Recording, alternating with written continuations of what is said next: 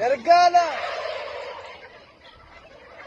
تخيل تبقى ماشي عادي وفجأة تشوف حيوان بيتصرف بطريقة أغرب مما تتخيل. مواقف مستحيل تتوقعها.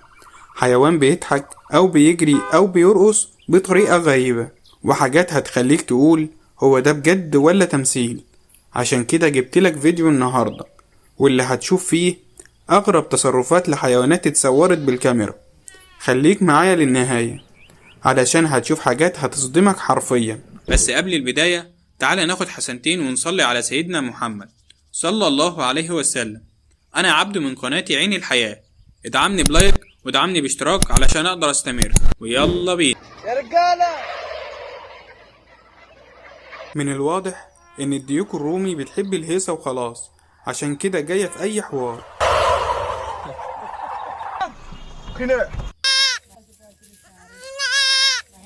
طبعا الرياضة مهمة، فعشان كده المعزة دي قررت تهتم بصحتها ونزلت الجيم، وانت لسه قاعد بتفكر.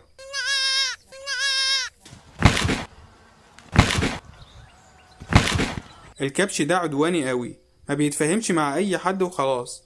اي موقف بالدماغ على طول، يعني اوعى في يوم تفكر تدخل معاه في اي نقاش. النعامة اول ما شافت الكاميرا قالت لازم اشوف نفسي واتصور. هي احسن مني ولا ايه؟ ده انا حتى احلى منها. من اغرب المواقف اللي هتشوفها النهاردة ارنب سايق عربية اطفال كأنه سواق قديم محترف.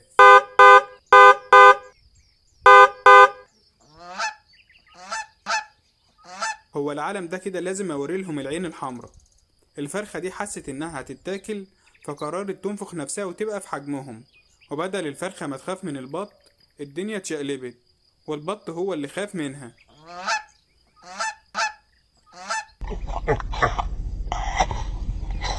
في وقت انشغالك بحاجات معينة لازم تلاقي حد يفصلك حرفيا. الحمار ده بيمثل كتير من الناس دي. بعض الحيوانات فضولية جدا وبتتصرف بغرابة شديدة، يعني ممكن تبقى قاعد في عربيتك وتدخل عليك تاخد منك أكلك، وكأنها بتقولك أي حاجة لله يا باشا. ايه كمية الرخامة دي؟ الحيوانات دي كلت الأكل كله، فاضل بقى تشرب الشاي كمان. الخروف ده شكله مستمتع باللعب مع الراجل ده، والراجل زهق منه وهرب. الخروف بيبصله وكأنه بيقوله احنا خلصنا لعب يا اسطى عشان تمشي ولا ايه؟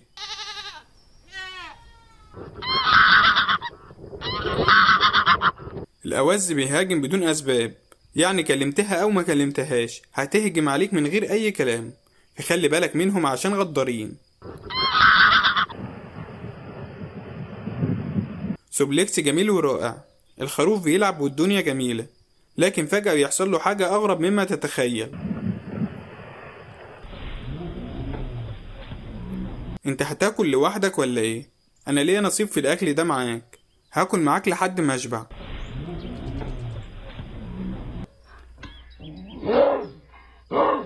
وسع بقى، ده انت عيل رخم قوي. ابو تقل دم امك كلت الاكل كله. ابو تقل دم امك.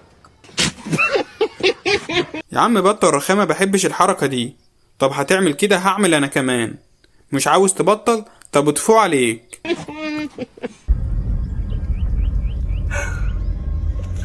واضح ان الديك الرومي ده وقع في حب الراجل البريد، فمش عاوز يسيبه ولا لحظة. كل مكان يروحه يمشي وراه ومش سايبه في حاله. Oh my god, this is so great. انتوا لسه ما اشتغلتوش وبتشربوا شاي كمان؟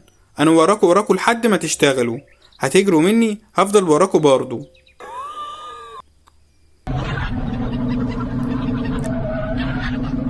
انا النهاردة هفسحكم فسحة مش هتشوفوا زيها تاني، او يمكن ما تشوفوش الدنيا تاني اصلا. ربنا يسترها علينا بقى.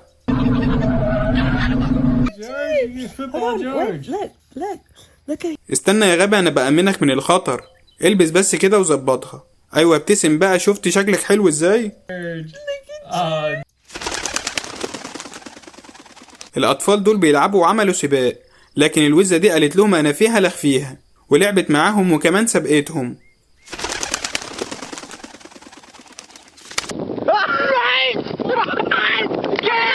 الغزالة دي شكلها حبته ولا ايه؟ ماشية وراه مش سايباه، فرجع لها وكان عاوز يهزر معاها، بس هي اللي هزرت معاه وبتجري وراه. خد بس انا كنت بهزر معاه. طبعا اول لما تشوفها بتجري مش هتفهم ايه اللي حصل لها، لكن لو ركزت شوية هتلاحظ انها خدت صعقة كهربائية جامدة شوية. يا ابني اقعد ساكت، غور يا اخي، انت هتقرفنا انت وامك. هو وقع لوحده، انا ما كلمتوش. عمرك شفت فرخة بالحنية دي؟ انا عن نفسي حسيت بالحنية. انت لو امه مش هتبقي حنينة عليه كده.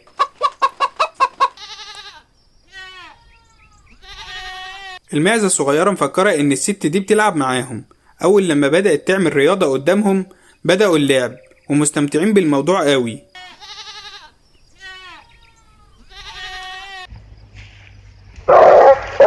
ما انا قلتلكوا بلاش تقربوا. الكلب قلبه وقف فيها، خد صعقة كهربائية خليته ينسى هو مين اصلا. لسه بنشوف اغرب تصرفات من الحيوانات اول لما خدوا الصعقة الكهربائية.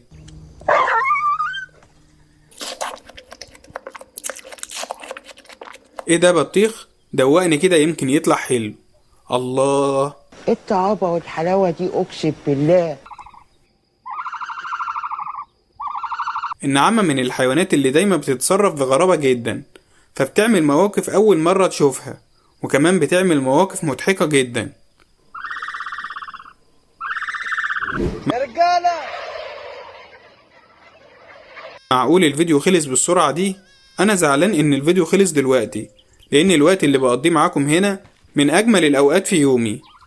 فما تنساش تقولي في التعليقات إيه أكتر موقف شوفته النهاردة غريب، وما تنساش اللايك الجميل والاشتراك في القناة علشان نقدر نستمر. وفي النهاية ما تنسوش تدعوا لإخواتنا في فلسطين وفي كل مكان. رب الخير لا يأتي إلا بالخير. سلام.